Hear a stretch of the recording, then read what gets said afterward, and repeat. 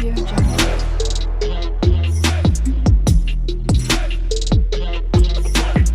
Audio Jungle.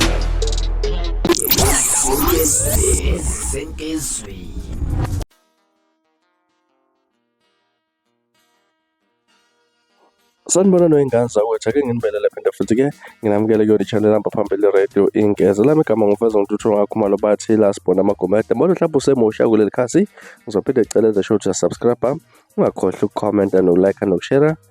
Okuyikhona okukhulu kunakho konke uyingane zakwethu, iy'ndaba ezibuhlungu esiy'ngena njengamanje sizithola laphana-ke ekhasini ezivuthayo eMaphutaland. Kubika ukuthi umalume ushayisa ingane yafa, baqedwa layishe emotweni igcwele izingane ezincane. Kubika ukuthi kufika ingane encane ibhitshizwa iliveni belithatha lapha libayise esikoleni eMakhambane eMdube North of KZN.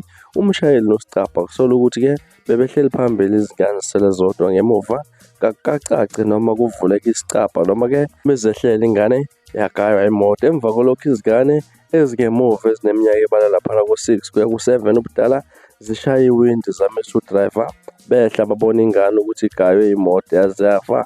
Umshayeli ukugibeza ingane isidumbu nezinye izingane wahamba ibanga yobeka ezinye izingane ngaphambi kokuba-ke abekele umndeni esefika nesidumbu ekhaya.